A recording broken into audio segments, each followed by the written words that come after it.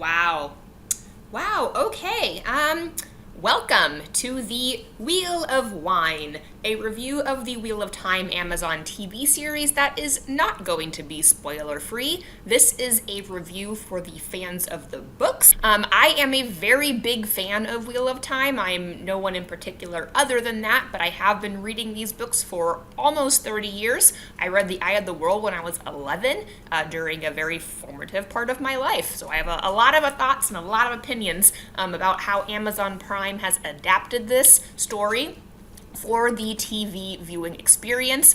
Overall, this is not a negative review. I like the show. I would like to watch more of the show. I've been thinking about it pretty steadily since I watched it on Thursday night, just a few days ago, and that is usually a good sign for a TV series. So I'm hoping we get, multiple seasons. I don't know if we're going to get all of the books. And I'm also not a purist in the sense that I think that this book this book series, which is so gargantuan, can be adapted in such a way that's going to cover everything that happens the way Robert Jordan and Brandon Sanderson told it. That being said, there are some deviations from the book at the very beginning of this story, which in my opinion, are not necessarily changes for the better. At least not so far with what I know so far about how they are developing this story and where they're going to take it.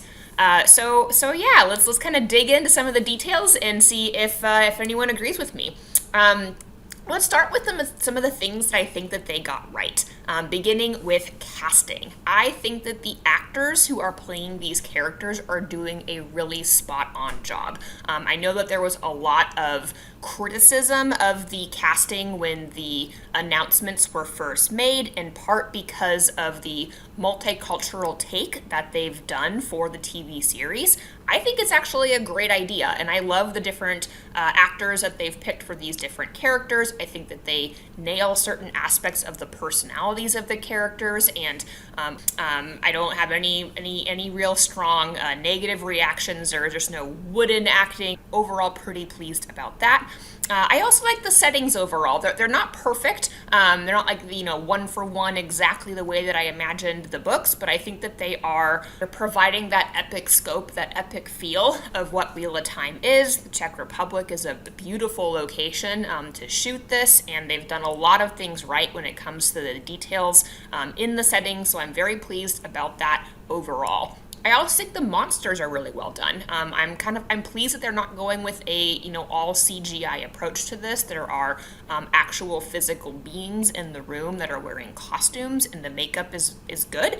So I think that level of visceral realness adds some immediacy to the story, which I think is a good call. So I'm happy with all of those things. Things that they got not exactly wrong, but not exactly right, would include the costumes. My critique with the costumes is that they don't look the way that I imagine them in the books, and that only matters because Robert Jordan spent so much time in the books describing clothes. I mean, there are jokes, there are memes about how much page count Robert Jordan devotes to describing what people are wearing, and what we're seeing in this show does not look like that.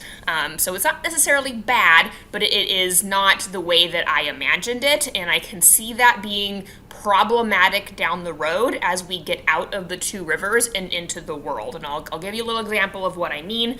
Right now, I can't tell the difference between classes. Like, Moraine does not look particularly more well-to-do than anyone else in the story. Everyone kind of looks a little bit apocalyptic, like they're putting together outfits based on scraps of clothing that are available in the world, as if the breaking of the world happened a few decades ago instead of hundreds and hundreds of years ago.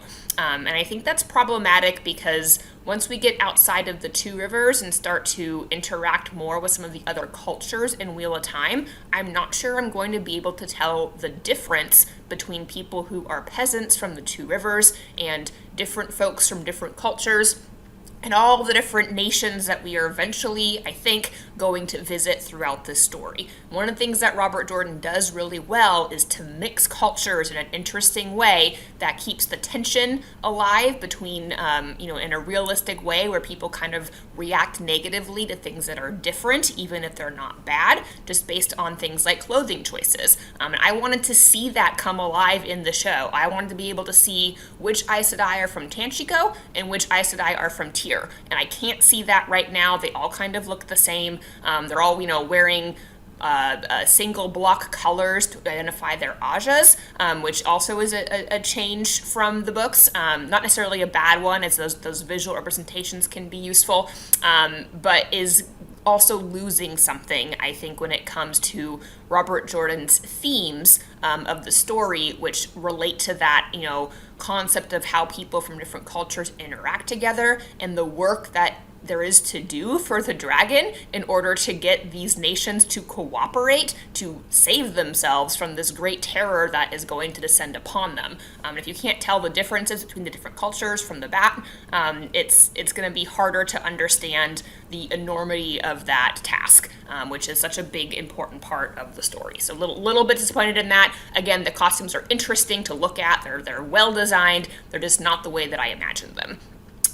Let's get into some bigger problems, and I'm going to zone in on the characters of Mat Trimcothan and Perrin Arbaya in particular. So Mat, let's start with Mat, because Mat is, I would say, most people's favorite character, like folks who have read all of the books or read most of them. Like, Mat stands out as one of the best characters, one of the best point of view characters, and they have made some pretty dramatic changes to that character in this TV series that I am not sure that I like. And I'm watching a lot of other reviewers try to defend these choices and say, oh, this makes the character more interesting or explains, why he does these other things later. And I'm sorry, I disagree. I do not think the character is better for becoming more tragic at the beginning of the story. So in the TV series, Mat is shown to be a poor person, or a person from a poor family. His father is a womanizing,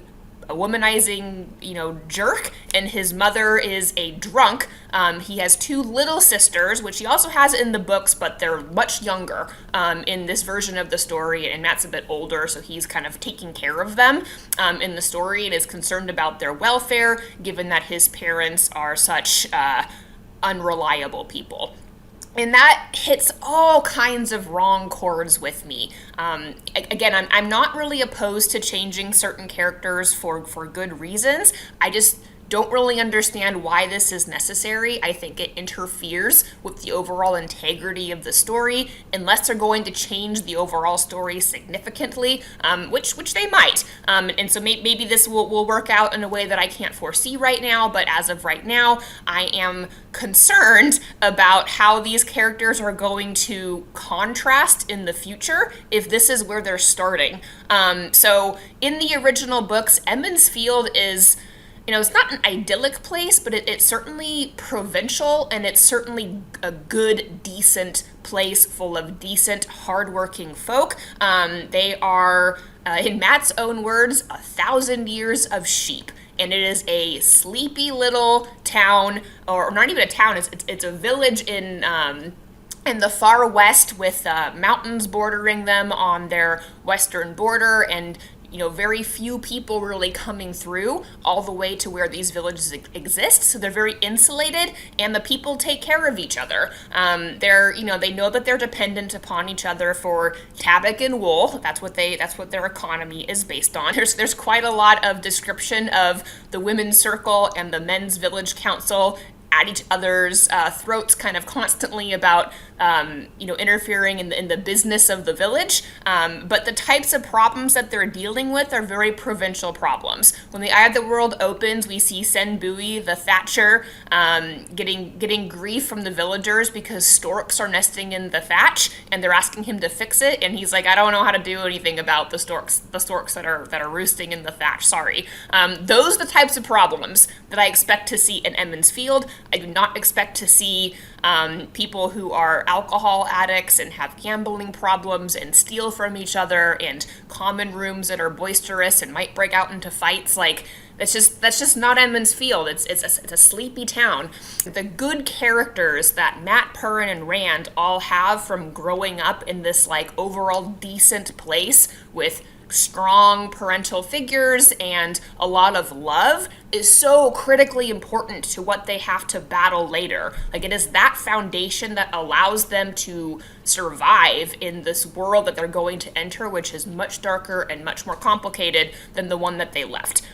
So I'm disappointed, to say the least, that Matt's character is shown to be a thief, is shown to be a womanizer, is shown to be a gambler from the beginning. Like, people who think that Matt's character is representative of those things do not understand the character. Matt is not a womanizer. Matt is, he is a gambler, but it's because he's lucky, not because he has an addiction, or needs even really for money. Concept that we have to somehow explain or rationalize why Matt is a womanizer doesn't make sense to me. Matt likes women. He likes fun. He's somebody who likes to dance and to drink and to have a good time, and if he can, to shirk responsibility, but at the end of the day, if he is needed, he does the work that he's required to do. We are introduced to Matt in the Eye of the World as somebody who wants Rand to sneak away with him to set this badger that he and this other character, Dav, have captured on the green to scare the girls. That is the type of prankster that Matt is. He's also a little bit concerned that the Luhans, who employ Purin, are going to be angry because he put flour on their dogs and told some of the village boys that there were ghost hounds in the woods. So this is the type of character that Matt is. He's mischievous.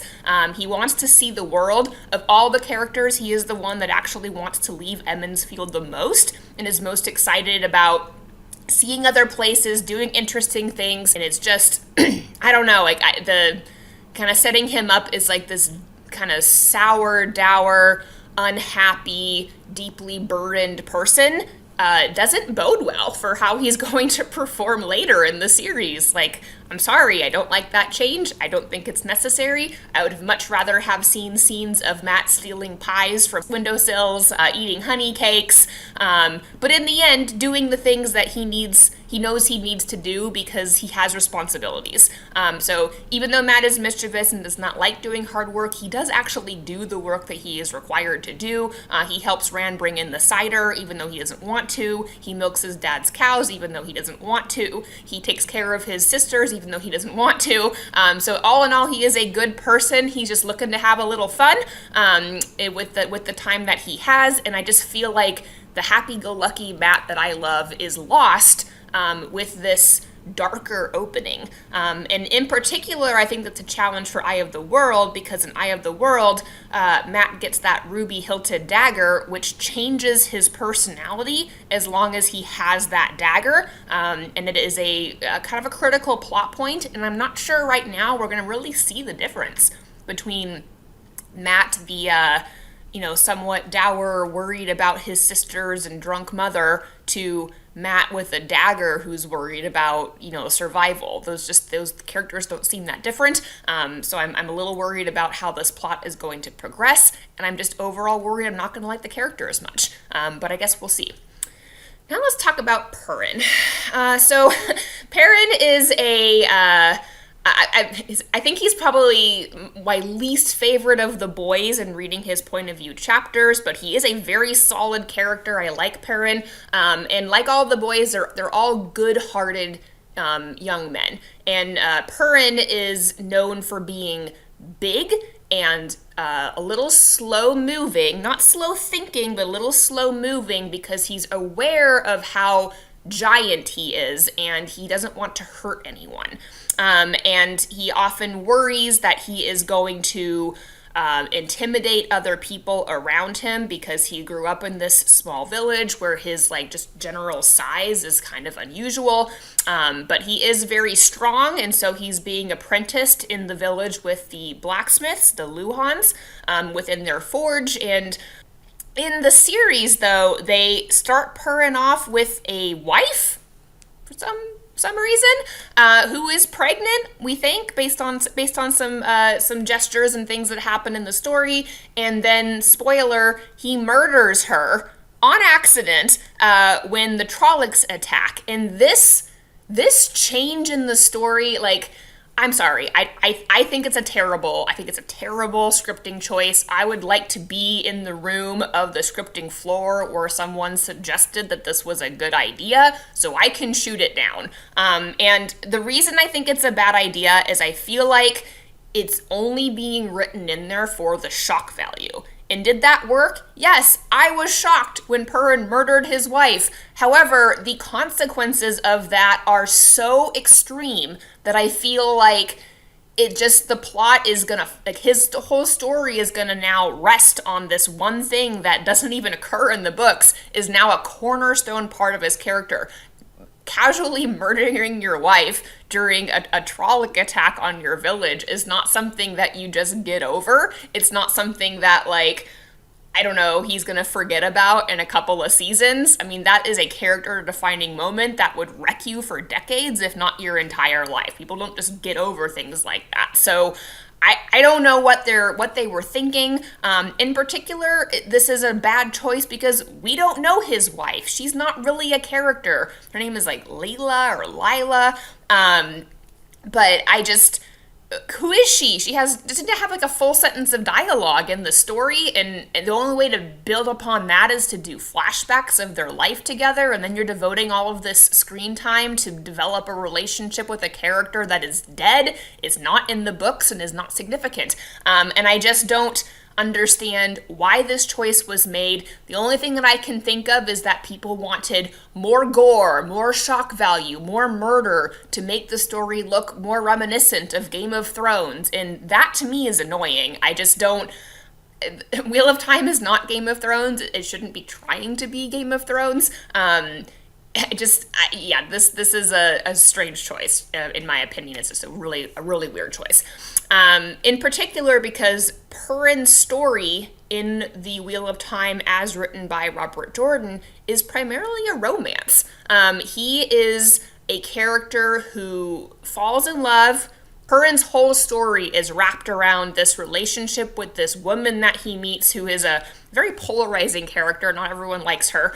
She is strong-willed, high-handed, extremely jealous, a difficult person in a lot of ways, but Purin is head over heels in love with her. He will wade through rivers of violence and blood to rescue her, to save her, to be with her, and their lack of communication causes a lot of issues for their happiness. And that really is the core of Purin's story.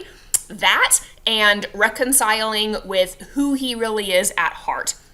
Purin is under the self-delusion that he is a simple person from a simple village with simple aspirations, and over the course of the story, with his deep feelings for this extremely complicated woman, he has to come to grips with the fact that he may not know himself as well as he thinks. And part of that is his capacity for extreme violence. So I like that Purin goes berserk on Winter's Night in a way, like when he picks up the axe and like goes to town on that Trolloc. That by itself was captivating. You did not need to have the casual backswing of murdering his pregnant wife to make that scene compelling if you understand the character of Purin. He is somebody who doesn't think that he is a violent person, who has tried to avoid fighting his entire life, and when the Trollocs attack and he picks up that axe and just goes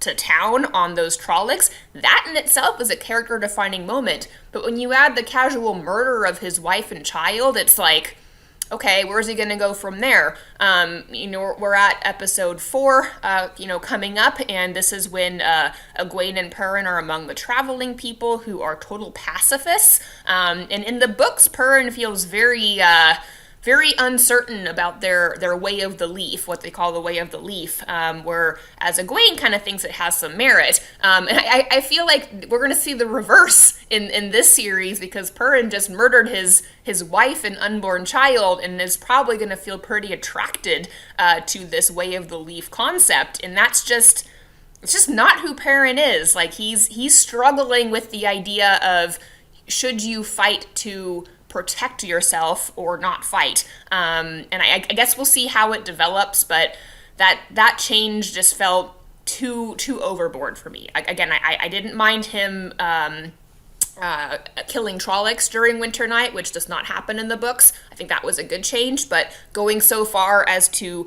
murder his wife and child, I just feel was done for the shock value, for the gore, for the moment of the audience, and ultimately is not going to turn into good storytelling, or at least that is my fear. So yeah, not great. We can talk a little bit about Rand too. I think Rand is better done. He feels more aligned with the character from the books that we know and love. I would have liked to have seen a little bit more of his being a shepherd.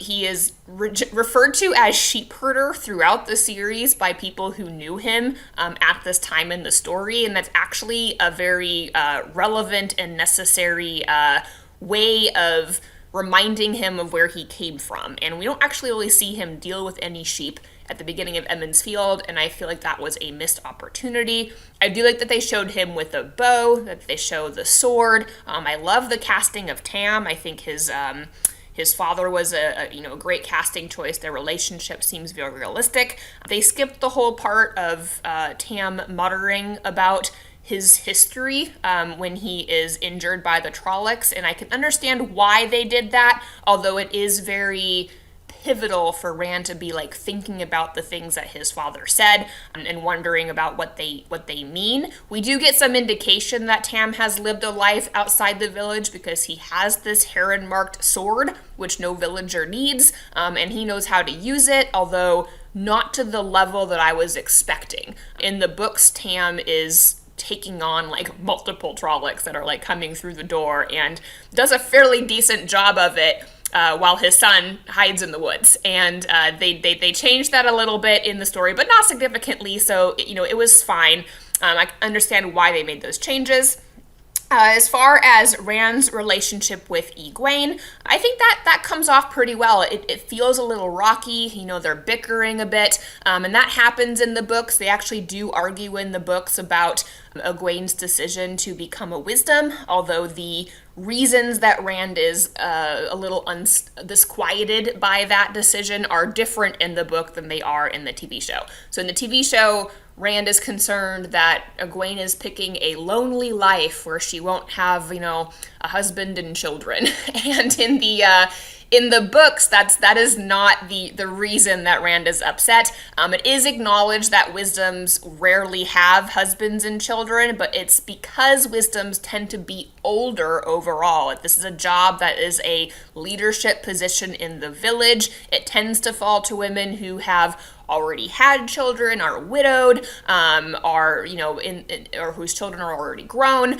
And the whole conflict with Nynaeve is that she's like 25 and she is too young to be wisdom in the estimation of a lot of people, although she's very competent at it, because a lot of the position is healing sick people in the village, and she's very, very good at that.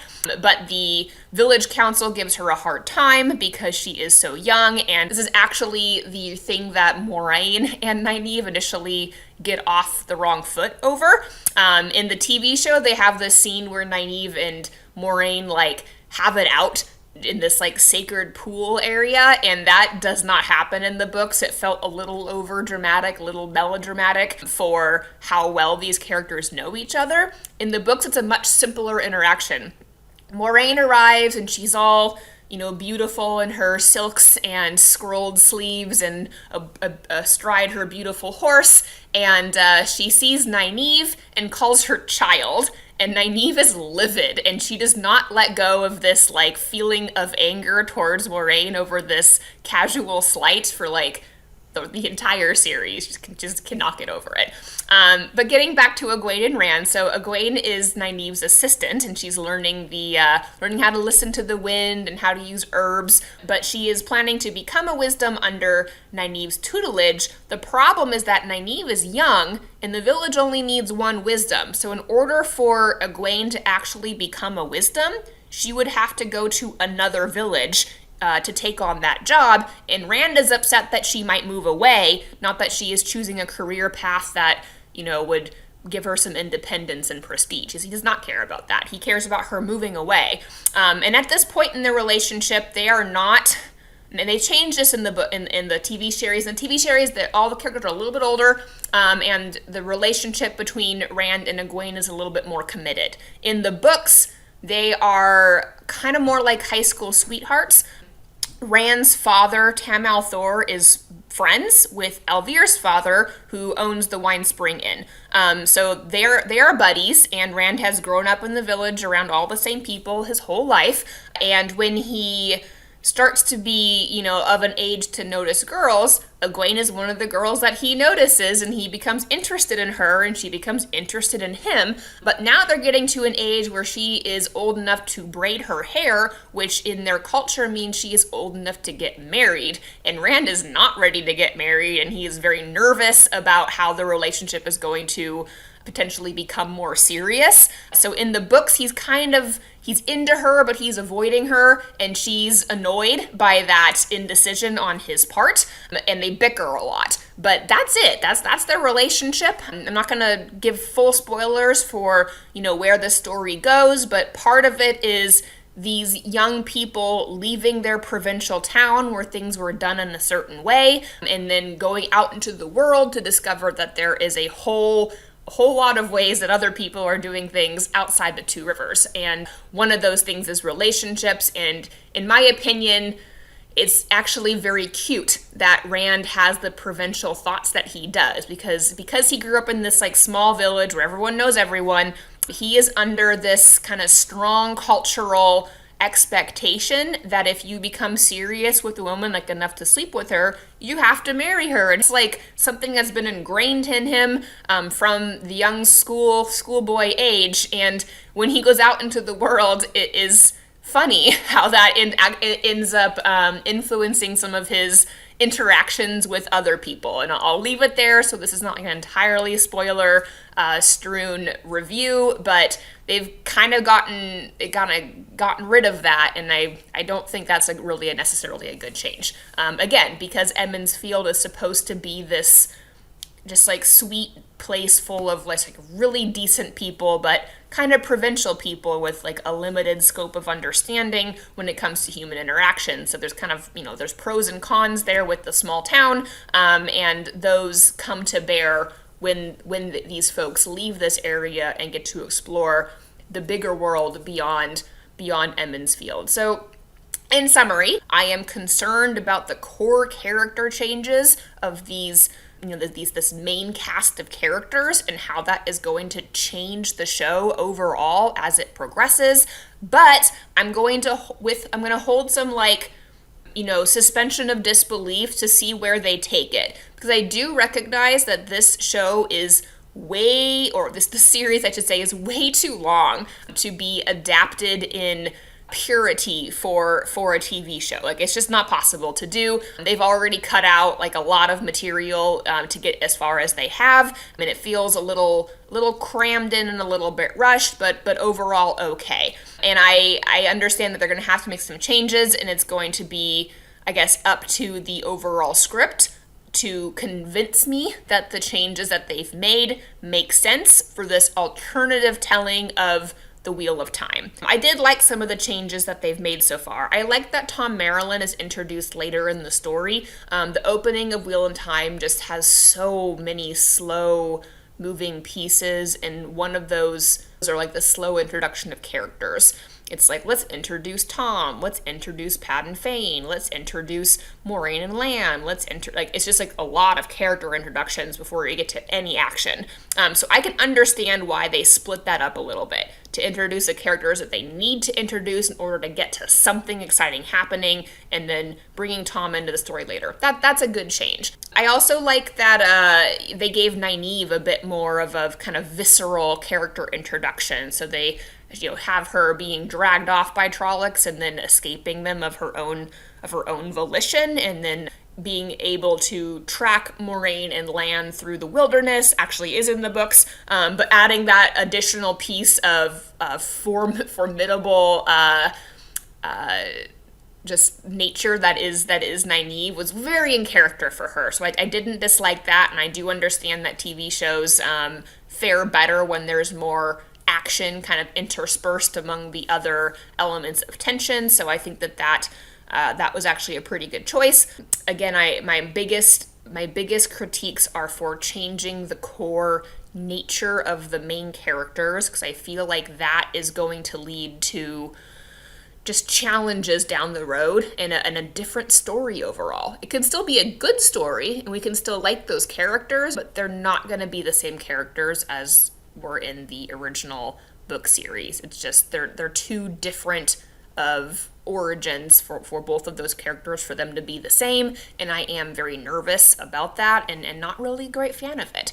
I will also say that I have some concerns about how they are displaying the magic system within Wheel of Time. I don't mean the visual effects of the weaving. I can see that there are some critiques about that as well, but I understand that this is a visual medium, and being able to see how the one power works is part of what makes the visual appeal of the show interesting, so I get why they are doing that. I'm talking more about the logical consistencies of the magic system. One of the things that has happened in these first couple of episodes, which is confusing to me, is the scene with the White Cloaks. Not that they're vicious monsters, that's in the books, especially with the Questioners, but where they have captured an Aes Sedai and cut off her hands and are burning her at a stake. Now, White Cloaks wanting to do that is very in character. Actually being able to do it is something else altogether. I do not understand why all of those White Cloaks are not on fire. Aes Sedai do not need their hands to channel. They do not need their eyes to channel. If her own life is in danger, which it very much is, she should be able to call lightning and throw fireballs and bind them with air and do all the things that Aes Sedai do to escape that situation, and I don't understand why she can't. So that to me is a plot hole or an indication that they are changing how weaving works or how channeling works within the Wheel of Time, which is concerning. I also have the same criticism of the hunt for, I think it's Logain that they're chasing at the beginning of the story, and then we see a little bit later with the introduction of Liandrin. Again, there are sisters among the Aes Sedai who are not as likable as Moraine, and Liandrin is one of them, and the Red Asha in general, not holistically, but in general is just politically not as attractive as some of the other Aes Sedai. But the way they started it off by saying, you can't touch the source, it's not for you, almost made it sound like it was a political decision, like the Aes Sedai are choosing not to allow men to touch the source. They do note that he's gone mad, but no one to this point has actually explained the taint. They have not explained what is going on when it comes to the true source not being possible for men to wield without very negative consequences. And that is so critical to the story that we can't go too much longer without them giving some greater explanation to that effect. And this is where the illustration of the prologue might have come in handy. It would have been nice to understand at the beginning of the show who the dragon is. And obviously it's very critical to the story to understand the kind of reincarnation of the dragon is this prophesized thing that people fear because they don't understand the history of what is going on. So, a little bit of spoilers here in terms of the makeup of the Wheel of Time and how the story is told. But in the Age of Legends, the world was very different. It was a progressive world. There was a lot more technological advancements and magic threaded throughout all of those advancements. The Aes Sedai ruled largely a world of peace and progress, and then somebody, I'm not going to say who, but I know who, bored into something that should not have been opened, and from it came the Dark One, and the Dark One wants to destroy creation or bend creation to its will, and break the wheel of time so that the cycle of rebirth and regeneration is ended. And they bore into this thing, and the Dark One comes forth and essentially enslaves or persuades a number of powerful channelers to try to bring his vision into the world, and it results in decades of utter war and chaos and grief as everyone tries to undo this terrible thing that's happened. But the dragon is the only one that has some pretty strong successes. So this is the man who is one of the most powerful channelers during the time period of the Age of Legends. He is a good man, one who is the Tamerlane, which is the leader of all of the Aes Sedai at that time, in which men and women were among the Aes Sedai. And in order to stop the Dark One, what he does is takes his 100 companions, which are friends and colleagues that have come to answer his call, and they go to Shayal Ghul to try to fight the Dark One and bind him back in his hole. And they are mostly successful, but the Dark One gives what is called a counter-strike, and the counter-strike taints the male half of the true source, which is where the male Aes Sedai draw their power from. It's called Saidin, and it then drives all of them mad, and they are the ones who break the world. And the dragon is not remembered for sealing the Dark One. He is not remembered for being the Tamerlane. He is not remembered for any of the good things that he did, fighting the Forsaken, the Chosen One, the Dreadlords. He's not remembered for any of that. What he's remembered for is killing his own family, and breaking the world into pieces. So, if they wanted to have wife murdering in the Wheel of Time TV show, they should have just gone with the prologue, because frankly that is the dragon's cross to bear, is that he murdered his wife and children and retainers and servants and everyone else that he loved. But mostly it's his wife that is driving his madness into absolute levels of just despair, and the desire to kill himself, which he does in the prologue. So all of that is explained in 6 or 7 page prologue, which they cut from the beginning of the story, and I can understand why they did that. Prologues can be they kind of slow down the story. It's not the characters that you think whose story you're going to follow. It's not great to have a character that you start to like and then they commit suicide and they're dead, even though this character does get reincarnated and is one of the 3 boys that are making this trek out of the Two Rivers. It just, it would have been nice to not have to guess what those painful feelings that drive the story forward from this point. So yeah, if they're gonna have wife murdering, I would have liked them just to have done the prologue with Luz Theron Telamon, the dragon, and not have Purin casually murder his pregnant wife. At worst, what I'm hoping is that when we get to the end of this first series, and I've heard it has been renewed for up through season 3, as we get through more and more of this show, if it starts to really go off the rails to the point where I stop liking it, altogether, and don't want to watch it any further, you can always chalk it up to one of those alternative worlds, which are introduced in the second book, where the Dark One wins. And if that's the case, I wouldn't necessarily turn down a fade to black and a final